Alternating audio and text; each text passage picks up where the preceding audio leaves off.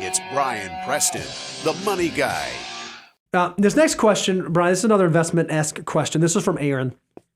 Aaron says, if you're 20 plus years from retirement, is lower risk diversifying still important? Now, he specifically said T-bills, notes, bonds, tips. He's talking about like fixed income type assets. And Brian, what's interesting about this question is what the first question I have is why do we diversify? Like, what is the reason why we diversify? And is there a time in your wealth building journey where it does make sense? And is there a time in your wealth building journey where it does not make sense? Well, I mean, this is Aaron asking this question is a great question because you gave us the parameter. You're 20 plus years from retirement. That's a long time away.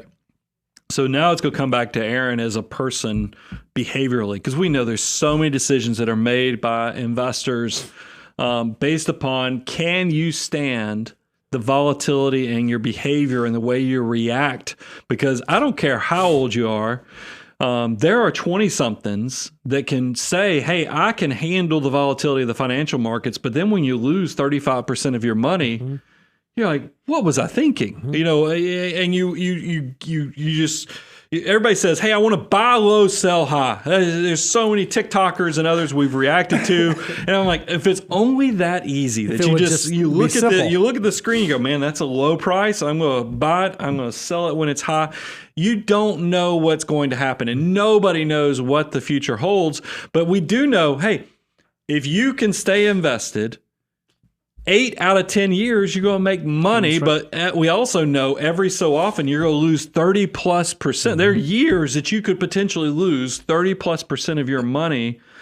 Are you okay with that? So, Aaron, I can't answer your question unless I knew who you were as a person with your income, when you wanted to retire. I know it's 20 plus years, how much of that money you'll need. Like, are you a person that makes a great income and you think you're going to need a lot of living expenses in retirement? That's a completely different equation than somebody who lives a very minimalistic life. So I would tell you, yes, being a 20 plus year time horizon doesn't lend itself that you can be aggressive, but I need to know who you are behaviorally, and I need to know what the goals or what the why is so we can figure out that perfect balance of how you balance not only the risk tolerance, but that risk capacity with can you recover if you lost the money? Yeah, and not only that, one of the things that's interesting, we all like to think we know exactly what the future is going to do, but we don't, frankly, right? So if you're going to be in an incredibly concentrated portfolio, you have to pick up what thing you're going to be concentrated in. Is it going to be U.S. large cap stocks? Is it going to be international stocks? Is it going to be small cap stocks? Is it going to be real estate investments? One of the reasons that we diversify, even across the equity spectrum, not even thinking like risk on, risk off, is we don't know what the top performers next quarter, year, 2 years, 5 years are going to be.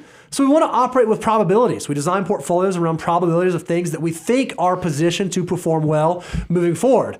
But by diversifying, we don't have to be 100% right, but by not being 100% right, we're also limiting ourselves from likely being 100% wrong. That's the reason that we do it.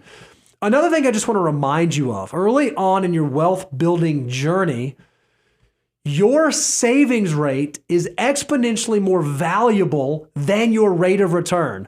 So I am a proponent for folks who are just starting out their wealth building journey. Technology's changed the game where you can buy low-cost target retirement index funds that will do all of the investment piece for you. All you have to do is answer 2 questions.